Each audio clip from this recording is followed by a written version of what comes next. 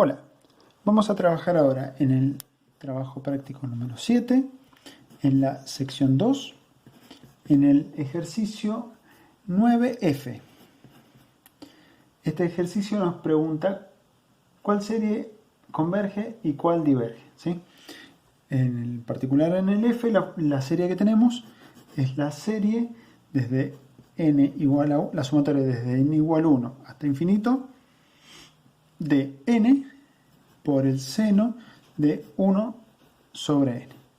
¿Sí? Tengo que decir si converge o diverge y me tengo que dar cuenta cuál es el criterio que hay que usar. Bien, entonces, a ver, ¿qué podemos hacer? Acá tengo una función acotada, porque sabemos que el seno de x hace algo así.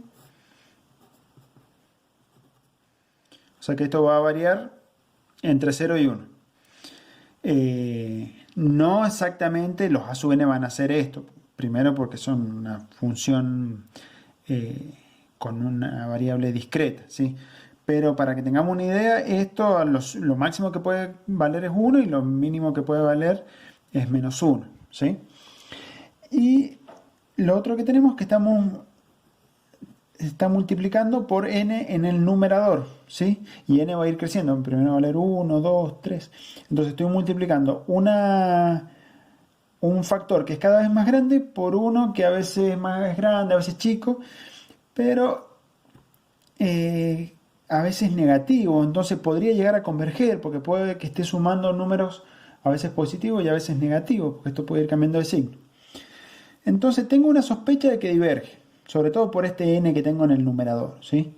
Y no tengo seguridad, y una de las cosas que me hace dudar es que esto a veces es negativo. Entonces, ¿qué vamos a hacer? Vamos a suponer que diverge,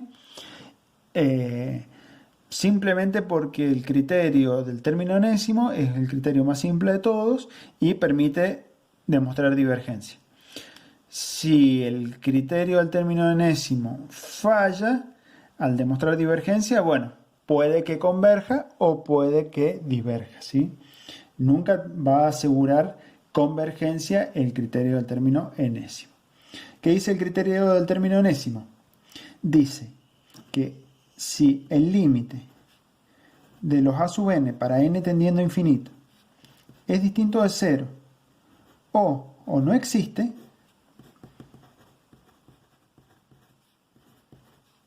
cualquiera de esas dos cosas que pase es suficiente para decir que la serie de los a sub n diverge. ¿Sí? Hablando mal y pronto, si estoy sumando un montón de números y quiero que no me dé infinito, lo mínimo que le tengo que pedir es que esos números sean cada vez más parecidos a 0, ¿sí?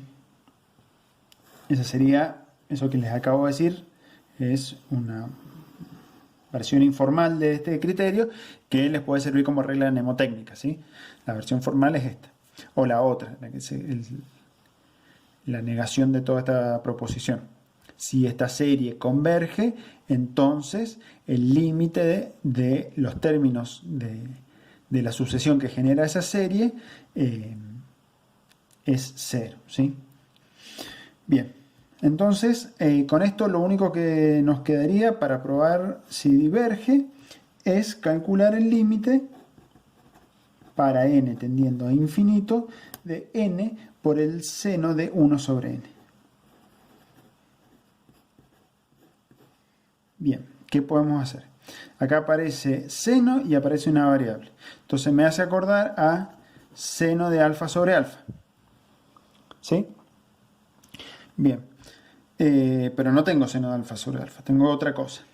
Ahora, si yo sustituyo 1 sobre n con alfa, fíjense que esta variable que está en el numerador pasaría al denominador.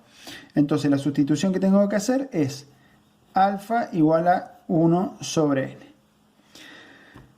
Bien, entonces siempre en el límite tengo que sustituir el argumento del límite, la variable independiente del límite y a quién estoy haciendo tender la variable independiente. ¿Sí? Entonces vamos a llamarle L, suponiendo que existe. Esto todavía no sabemos si existe, pero si existiera le vamos a llamar L. Y vamos a decir que es el límite para esta misma función, pero con esta sustitución. Entonces, en vez de n, esto es lo mismo que decir que n es 1 sobre alfa. Entonces, en vez de escribir n, pongo 1 sobre alfa. ¿Sí? Y en vez de escribir seno de 1 sobre n, pongo seno de alfa.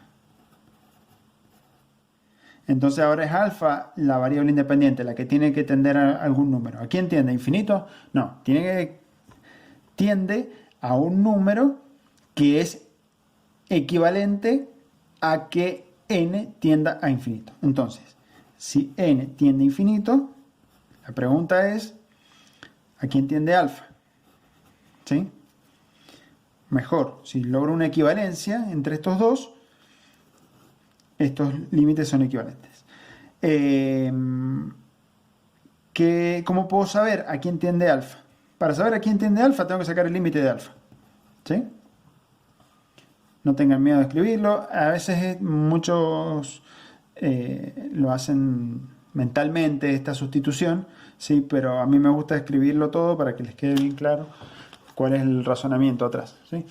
El límite de alfa, ¿para quién? Para esto, que es lo único que estoy seguro, que n tiende a infinito.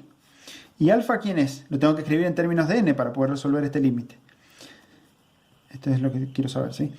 N tiende a infinito y alfa es 1 sobre n. Bien, entonces el límite para n tendiendo a infinito de 1 sobre n. Y este límite ya sabemos que es 0. ¿Sí?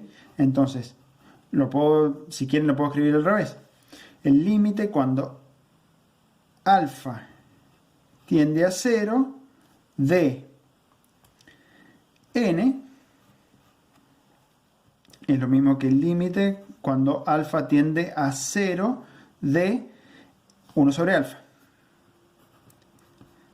Pero fíjense que cuando alfa tiende a 0, el límite de 1 sobre alfa no existe porque estamos en esta situación, es una hipérbola. ¿Sí? Acá yo me tomo la libertad de pensarlo como si fuera variable continua, pero en realidad es variable discreta. Les aclaro. Pero intuitivamente acá veo que cuando alfa tiende a 0, depende si es por izquierda o por derecha, me da cosas distintas. Pero yo quiero que me dé infinito positivo. ¿Sí? ¿Cómo puedo hacer? Y tendría que tender por derecha. ¿Sí? Entonces acá le pongo por derecha y todo esto es cierto. ¿Sí? Entonces ya tengo... ¿Cuál es el número que tengo que escribir acá? ¿Cuánto es? Es 0 por derecha. Y este límite lo conocen porque ustedes saben que el límite para alfa tendiendo a 0, ¿sí? Quiere decir por ambos lados, de seno de alfa sobre alfa es 1. Entonces, en particular, tendiendo a 0 por derecha, también va a ser 1. Y 1 es distinto de 0. Entonces, este límite sí existía, pero es distinto de 0. Y como es distinto de 0, la serie que se forma sumando esos a sub n diverge. Entonces, esta serie diverge. Y eso es todo.